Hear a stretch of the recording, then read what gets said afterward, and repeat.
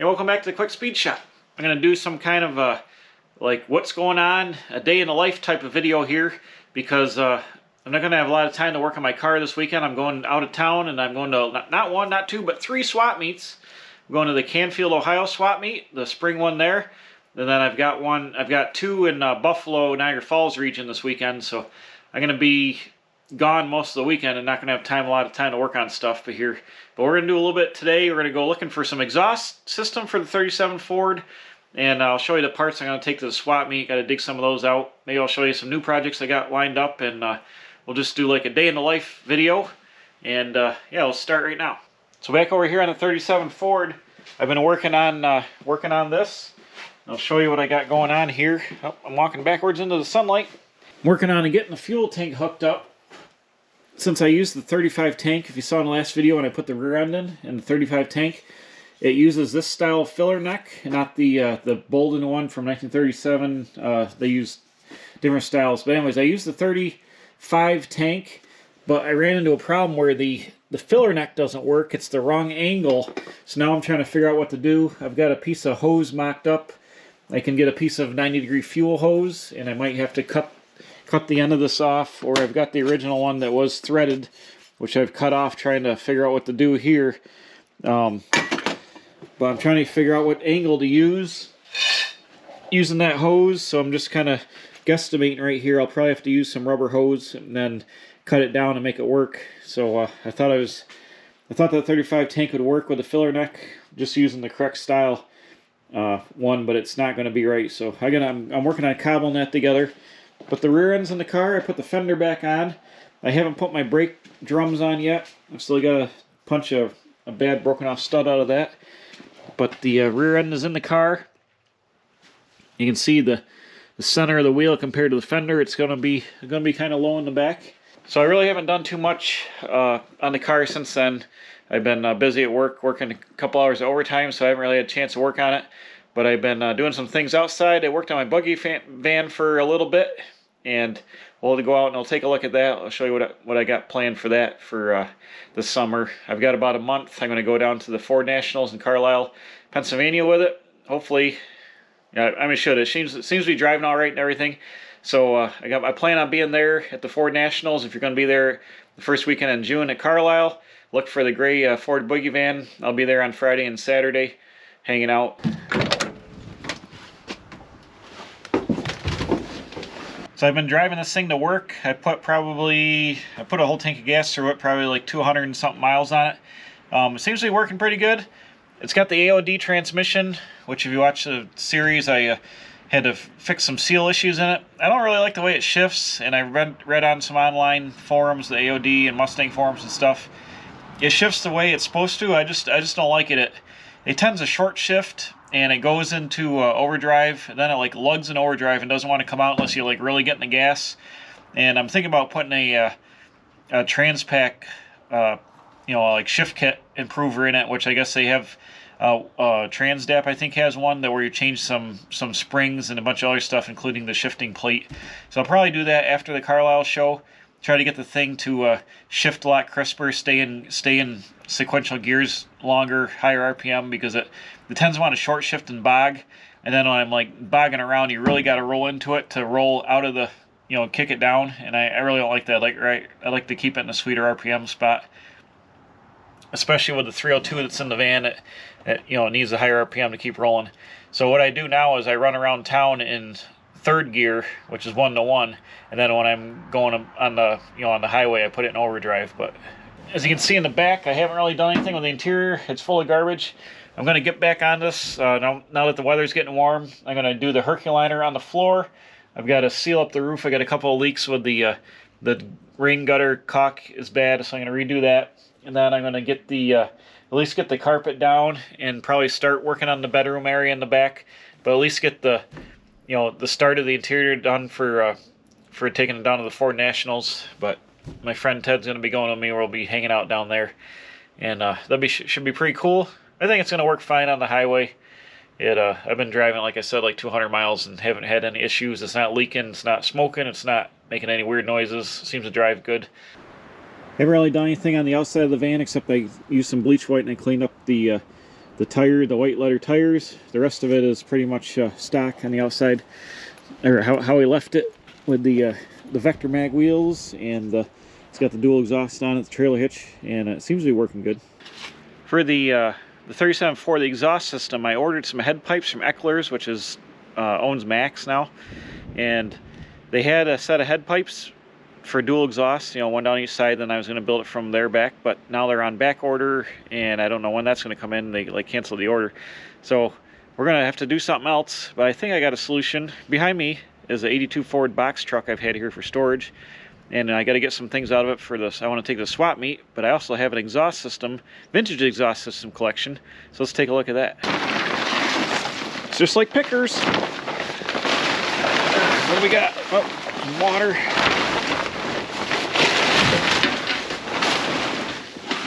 Look at this. Ow. Ouch.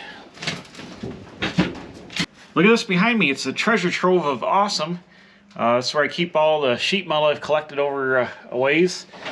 And what I got in here is I went and I bought a bunch of stuff at a like a estate sale / clean out. Got a whole bunch of 70s truck sheet metal over here, some AMC fenders, some other Ford truck panels. This is the front clip for my 41 Mercury coupe that I got covered up out back. Yeah, some Jeep panels, some other things in here. I gotta dig these steel tables out. I sold these to my friend for his new pole barn. I gotta dig them out. I can do that.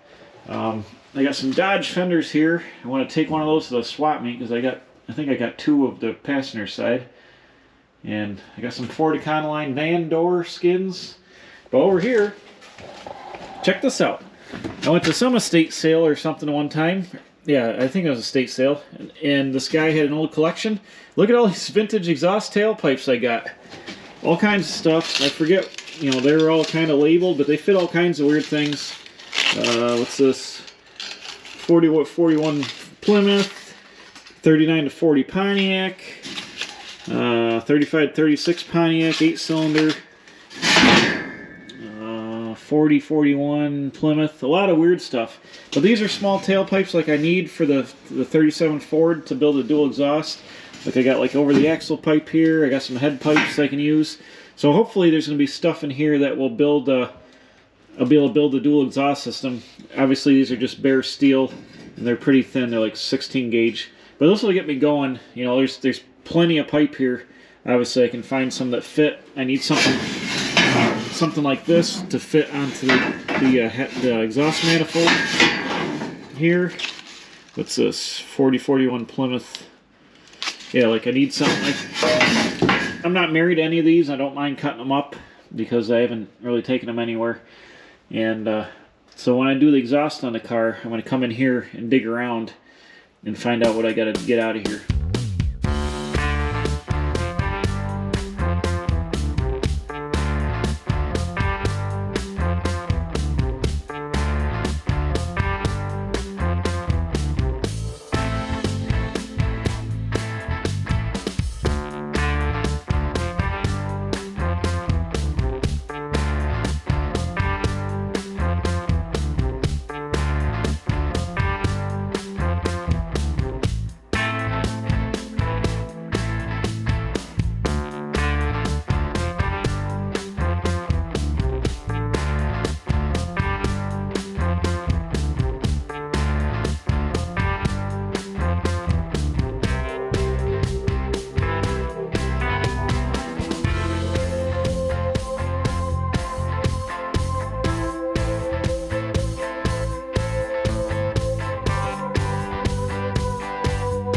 There we go, got some room.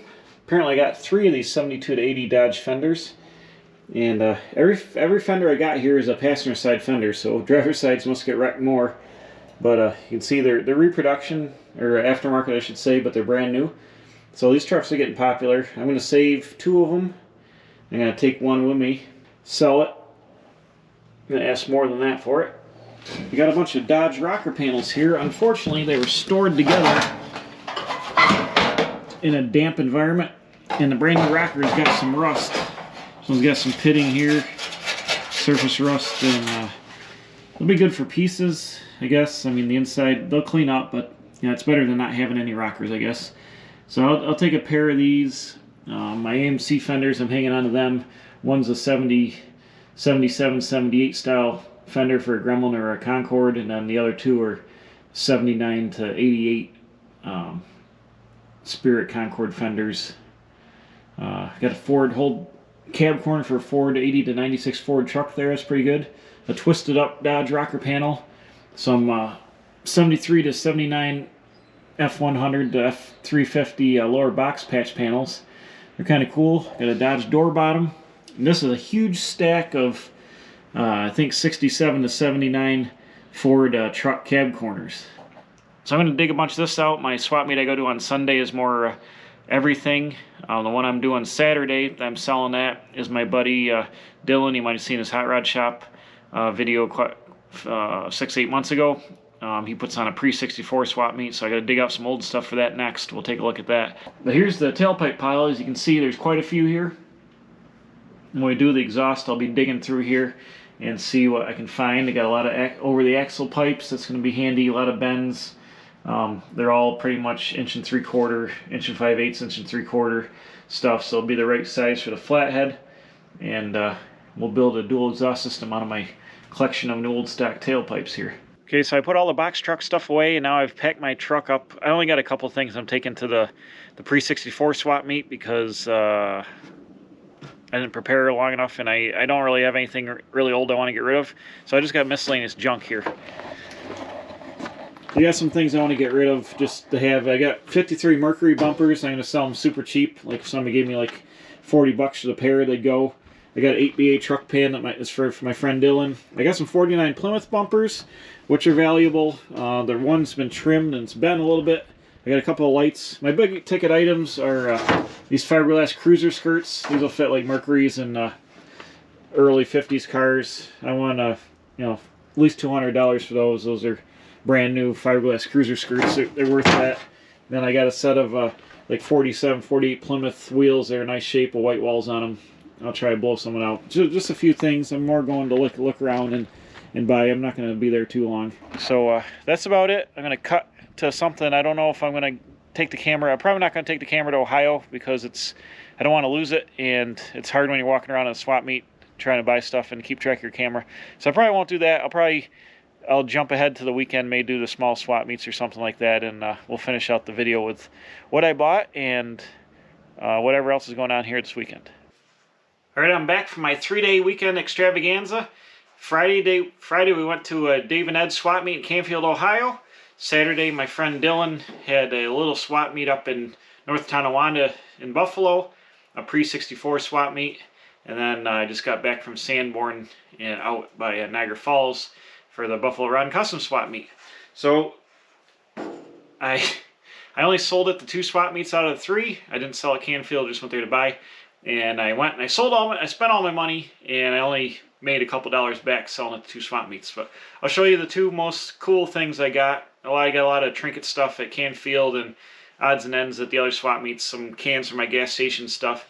But the things I got that were really good at Canfield, one is this Model A truck tailgate that's been louvered, and it's the original tailgate. It's in pretty nice shape. It's got one little crack here I got to fix, and somebody's taken the rivets out of the hinges and replaced them with carriage bolts, which I'll fix up. But this was a guy was asking 100. I got it for 80. I think that's a really good price for this tailgate, and being louvered like that, it's cool. Little like 1.5 inch long louvers. So I'm gonna flat black this up, and I'm gonna put it on my Model A Hot Rod shop truck. I think it'd be cool to have 2 tailgates. I got my stock one with the Ford logo that I actually welded in from like a 1950 Ford truck because it's got the bigger Ford logo. So I've got the original tailgate, but I'm going to paint this sucker up and put it on there and have some louvers in my tailgate. The other deal I got at Canfield was Summit Racing had a scratch and dent area there, and I got not 1 but 2 of these Stromberg 97s brand new from Speedway. I mean, not Speedway, from Summit. And this is the smaller bore. I'm sorry, this is the bigger bore one. I'm gonna put on my 59AB to get rid of the 94 with the goofy the pickup style air cleaner neck. This has got the regular passenger car air cleaner neck, so I can use any aftermarket style air cleaner on this. And I've had my Edmunds, which is over here. Where is it? So now my Edmunds, instead of being on this piece of rubber and all that. I can actually use the actual collar that goes on here, a couple of set screws, and put it on the carburetor like it's supposed to be on there. So the story was, there's 2 of these there who walked by, and the guy from Summit's like, yeah, $300 for the pair. My friend Dylan's like, that's a really good price. I'm like, it is a good price. You know what? I'm going to buy them. So I got 2 of these for $300. And the deal with that is, these are $525 brand new in Summit. So got $1,050 worth of carburetors for $300. That was by far the best deal of the whole weekend for me. So I was really happy with that. That's going to go right on the Ford. And like I said, I got some other little trinkets, some pictures, old doodlebug pictures, some other pictures at the swap meet today. A couple of fuel cans for my gas station. What else did I get?